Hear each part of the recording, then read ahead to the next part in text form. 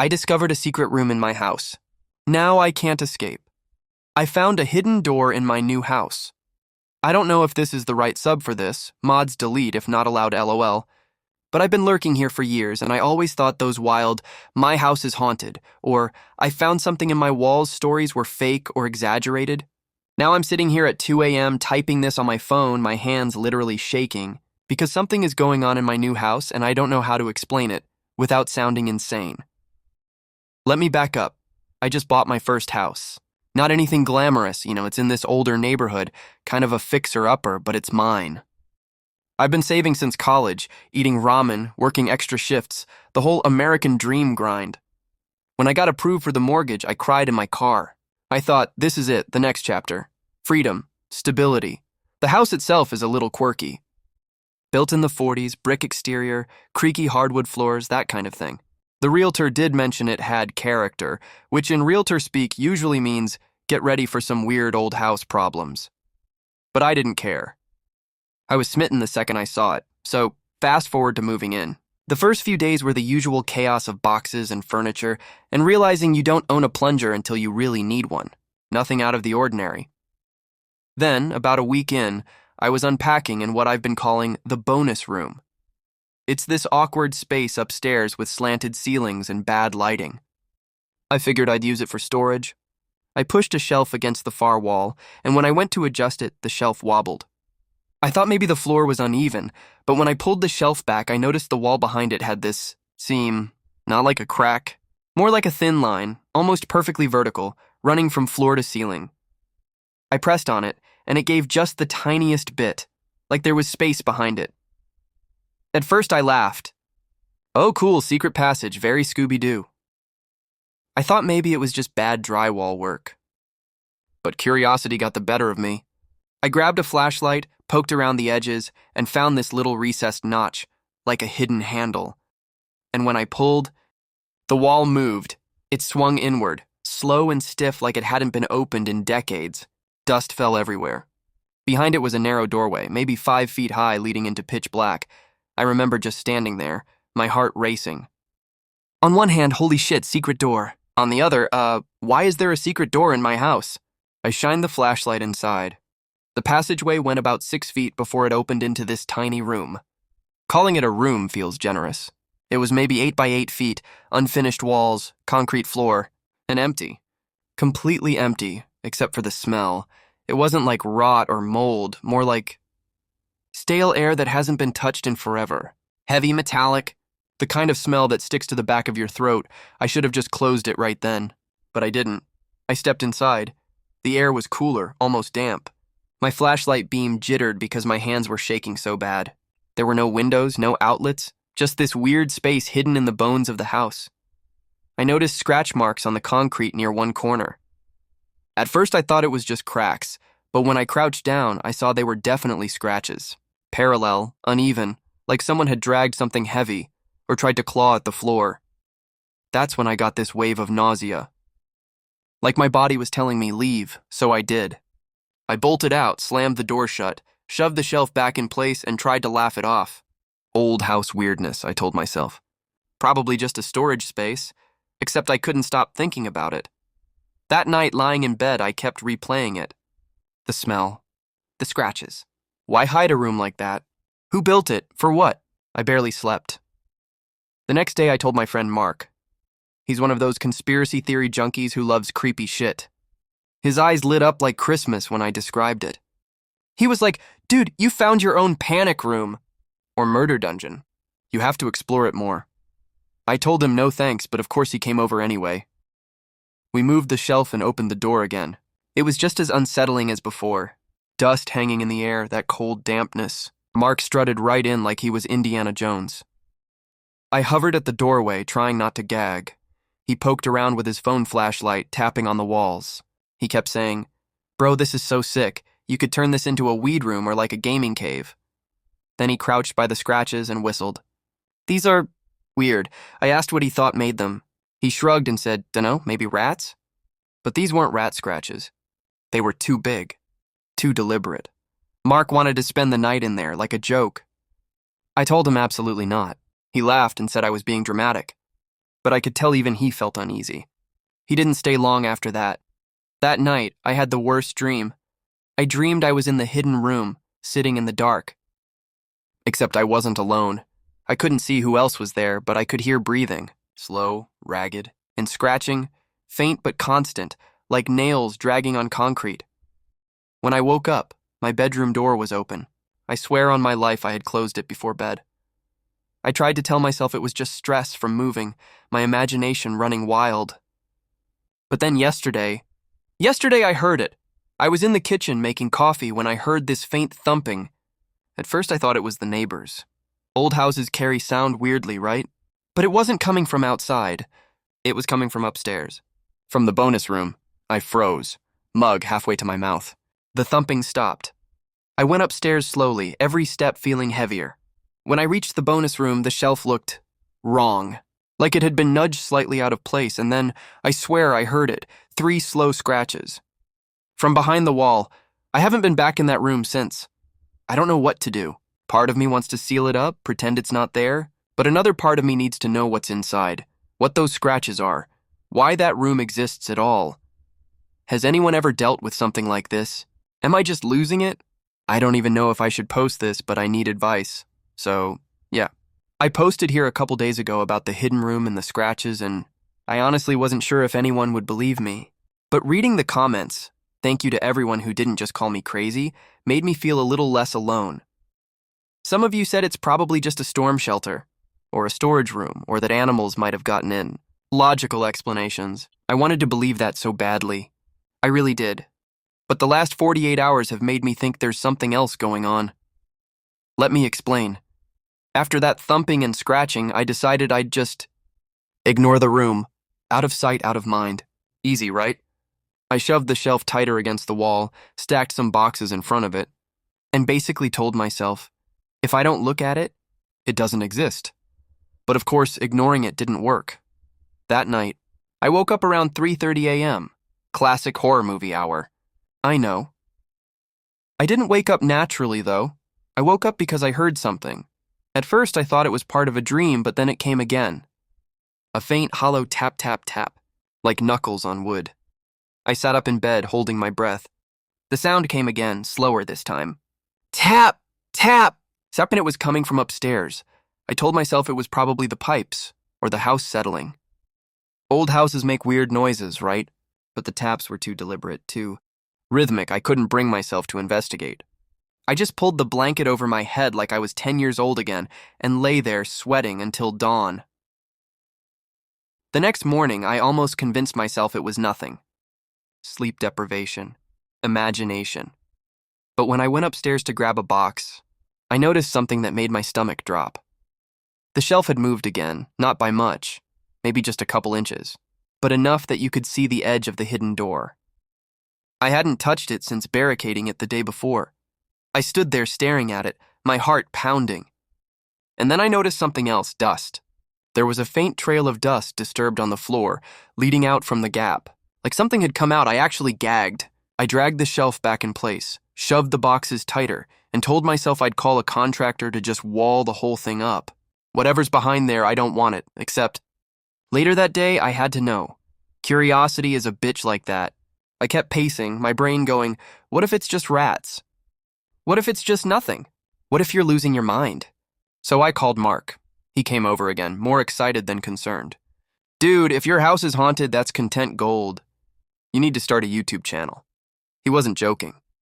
He literally started brainstorming channel names like Hidden Door Diaries.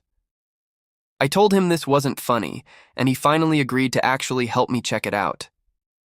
We opened the door again. The smell hit me immediately. That same stale, metallic dampness. Mark wrinkled his nose but didn't seem as affected. He marched in with his phone flashlight while I hovered in the doorway like a coward. This time, though, it wasn't empty. There was something new in the corner. At first, I thought it was just a pile of debris, but when I squinted, I realized it was a small wooden stool. Old, rickety, the kind with 3 legs instead of 4, and I swear to God that stool was not there before. Mark laughed it off, saying maybe we just didn't notice it the first time. But I remember that room being completely bare except for the scratches. I would have noticed a stool. He went over to check it out, tapped it with his foot, picked it up. It's just furniture, bro. Probably the old owners used this room for storage. I wanted to believe him. I really did. But the stool was clean. No dust, no cobwebs. It looked like it had just been placed there. That night I dreamed again, same room, same darkness, same breathing. Only this time I wasn't alone. I could see something in the corner. Not a person, not exactly, but a shape. Human-sized, crouched low, its head tilted at an impossible angle. Watching me, and it was sitting on the stool. I woke up gasping, drenched in sweat. I told myself no more. No more going in there, no more looking, nothing. I'd call a contractor first thing in the morning, but when I went upstairs yesterday, the shelf was moved again. And this time, the stool was in the hallway, just sitting there. I don't even remember dropping the box I was carrying. It felt like my brain short-circuited. I grabbed my keys, bolted out of the house, and sat in my car shaking for half an hour. I called Mark again. He thought I was being overdramatic until he came over and saw it for himself. The stool was there, plain as day, in the hallway. He picked it up, turned it over, and said it had weird markings carved into the underside. I didn't want to look, but he shoved it at me.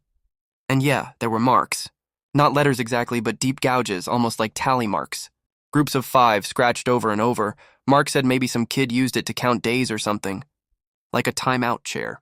He laughed, but I could tell even he was unsettled. We carried the stool outside and left it by the trash. Neither of us wanted it in the house, and you'd think that would be the end of it, right? Wrong. Last night, I heard the stool. I was lying in bed scrolling on my phone when I heard this faint creaking, like wood shifting under weight. Back and forth. Back and forth. It took me a second to place the sound, but when I did, my blood ran cold. It was the sound of the stool. Rocking, and it was coming from the hallway. I froze. I didn't want to look. I didn't want to see, but eventually I couldn't take it anymore. I cracked my bedroom door open just a sliver. The hallway was dark, silent. I almost convinced myself I imagined it. But when I shut the door again, I noticed something scratched into the wood. 3 fresh gouges, right at eye level. I haven't slept since. I don't know what's happening. I don't know if I'm losing my mind, if someone's messing with me, or if something's actually in this house. I just know I can't keep ignoring it. Okay, so I wasn't planning on posting again so soon, but I honestly don't know who else to tell.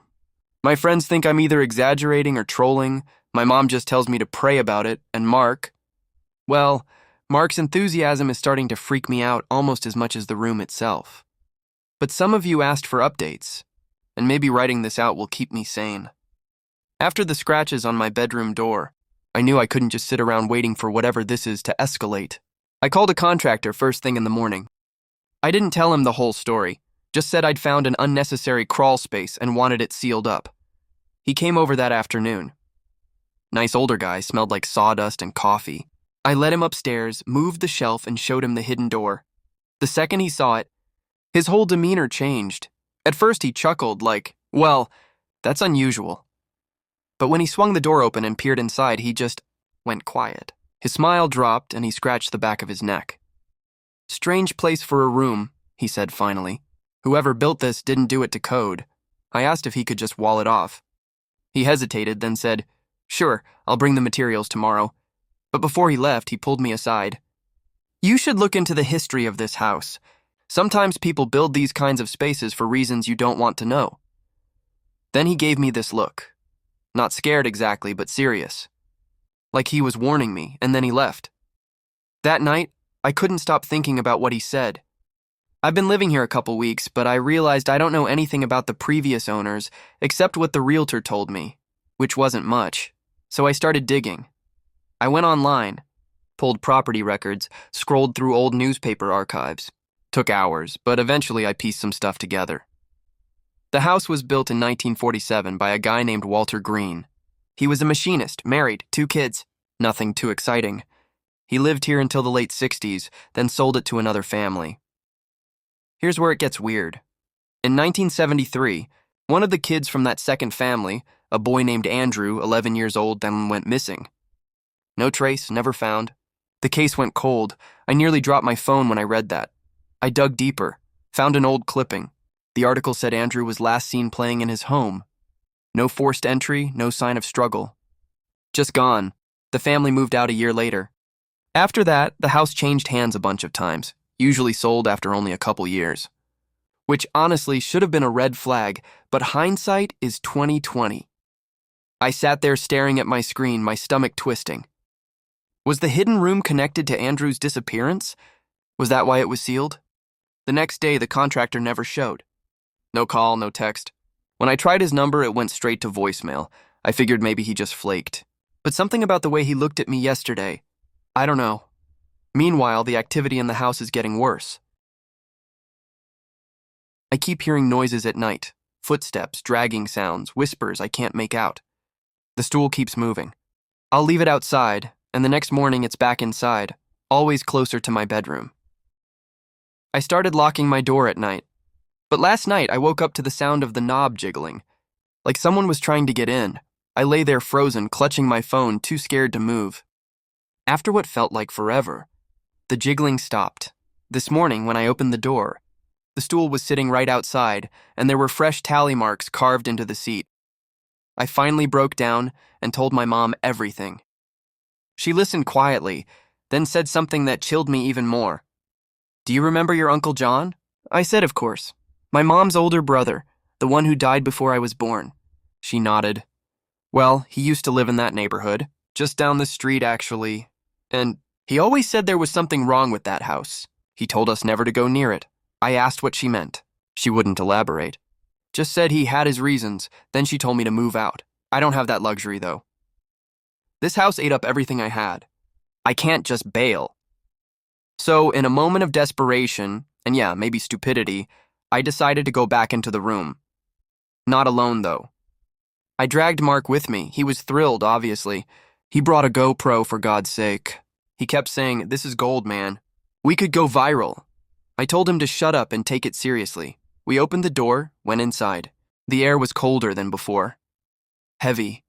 The stool was back in its corner, waiting. I made Mark check the walls, the floor, everything. I wanted to see if there was another passage, maybe some explanation for the noises, and that's when he found it. Another door, not full-sized, more like a hatch. Low to the ground, half hidden behind some warped paneling. Mark pried it open, and behind it was a crawl space. It was pitch black, maybe 3 feet high, stretching further than our flashlights could reach. The smell coming from it was unbearable, metallic, sour, rotten all at once. Mark, being Mark, wanted to crawl in. I grabbed his arm and said absolutely not. He rolled his eyes, but even he looked unsettled. We shut the hatch, shoved the stool against it, and got out of there. But ever since, I can't stop thinking about what's inside that crawl space. Last night was the worst yet. I woke up to the sound of breathing. Not in my dream. In my room. Deep, ragged, right next to my bed. I froze, too terrified to even open my eyes. The breathing went on for what felt like forever. Then I heard it. The sound of nails dragging slowly across wood. When I finally worked up the courage to look, my bedroom door was wide open, and the stool was inside my room. I don't know what to do anymore. I can't sleep. I can't think straight. I keep catching glimpses of something in my peripheral vision, a crouched shape. Head tilted, always just out of sight. Mark says we should go back in with better cameras. Document everything. But I don't want proof. I want it gone. The problem is, I think whatever's in that room doesn't want me to leave, and I'm starting to wonder if Andrew ever really did. Okay, this will be my last update. I don't know how long I'll keep this post up, or if I'll even still be here by the time some of you read this. I'm shaking just typing, but I need to get it all out, the whole story, before I lose my nerve. After my last post, I tried to stay out of the house as much as possible. I slept in my car one night, crashed at Mark's the next, but I couldn't avoid going back forever. My stuff's there, my life's there, and something about leaving the house unattended felt even worse, like I'd come back to find, I don't know, something waiting. So yesterday I decided I'd confront it once and for all. I told Mark my plan.